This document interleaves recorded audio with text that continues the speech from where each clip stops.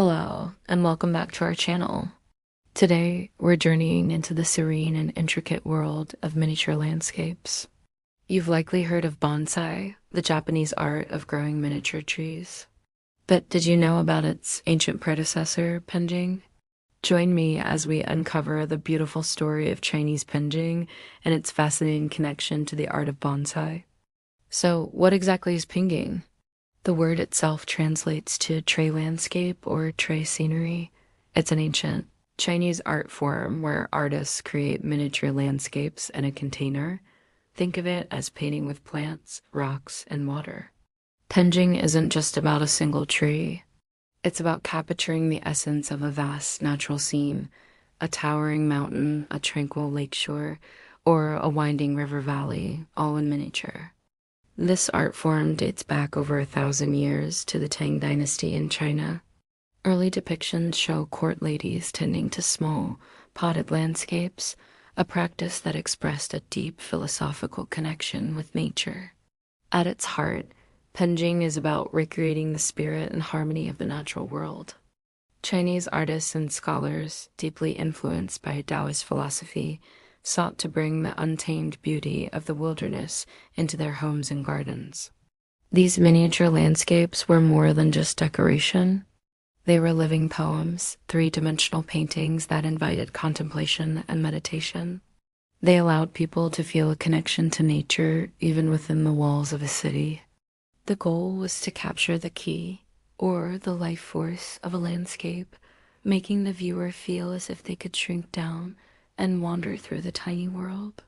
There are three main categories of penjing. First, there's shumu penjing, or tree penjing. This is the style most similar to what we think of as bonsai, focusing on a single artistically shaped tree or a small group of trees. The emphasis is on the trunk's movement, the branch structure, and the overall balance of the composition.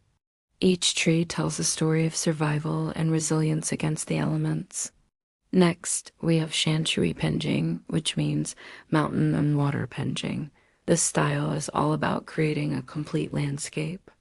Artists use carefully selected rocks, known as scholars' rocks, to represent mountains and cliffs.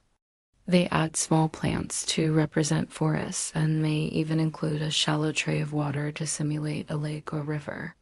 These compositions can be incredibly complex and breathtaking, capturing the grandeur of a mountain range or a dramatic coastal scene. Finally, there's shuan penjing, or water and land penjing. This style combines elements of the other two, often featuring miniature trees planted on land that is partially submerged in water. This creates a beautiful representation of a wetland, a riverbank, or an island scene.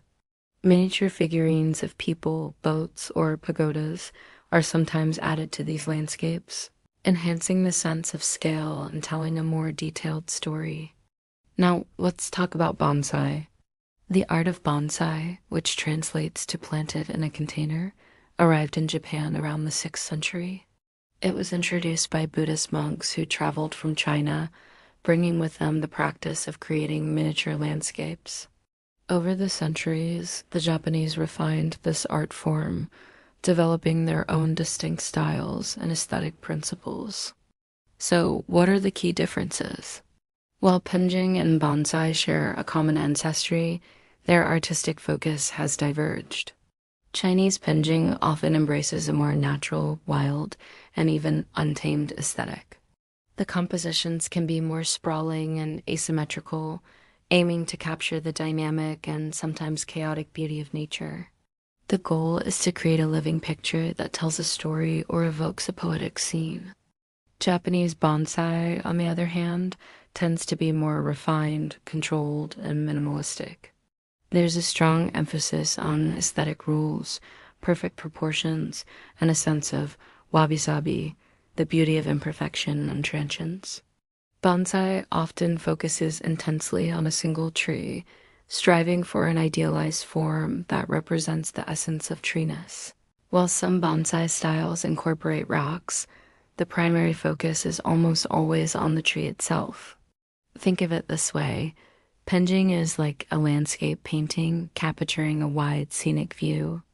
Bonsai is more like a portrait, focusing on the character and form of a single subject. A Penjing artist might want you to feel the wind blowing through a rugged mountain pass, while a bonsai master wants you to appreciate the elegant lines and aged bark of a single perfect pine tree. For example, a classic Penjing scene might depict a dramatic, jagged rock formation with a windswept tree clinging to its side, suggesting a story of struggle and survival. In contrast, a classic formal upright bonsai would feature a tree with a straight, tapering trunk and perfectly balanced branches, representing stability and grace. Both are beautiful, but they communicate different feelings and ideas. Despite these differences, the cultural connection is undeniable. Bonsai is a beautiful and refined evolution of an art form that began in China. Both Penjing and bonsai share a deep respect for nature, a love of patience, and a dedication to long-term cultivation. They are living arts where the canvas grows and changes over decades, even centuries. Both require the artist to have a deep understanding of horticulture, a keen eye for design, and a patient, nurturing hand. Both arts are a profound meditation on time and our relationship with the natural world. Tending to a penjing or a bonsai is a daily practice of care and observation. It teaches patience as you wait for a branch to grow into the desired shape. It teaches foresight as you prune the tree today for the form it will have in 10 years.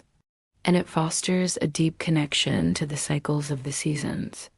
So the next time you admire a beautiful bonsai tree, remember its ancient roots in the expansive, picturesque world of Chinese penjing. One is a detailed portrait, the other a sweeping landscape, but both are exquisite expressions of humanity's love for the natural world, captured in miniature form. They are a timeless reminder to slow down, observe, and find beauty in the small things. Thank you so much for joining me on this cultural and artistic journey. I hope you found it as fascinating as I do. What do you think? Do you prefer the wild landscapes of Penjing or the refined elegance of bonsai? Let me know in the comments below. If you enjoyed this video, please give it a thumbs up and subscribe to our channel for more deep dives into art and culture. We'll see you in the next one.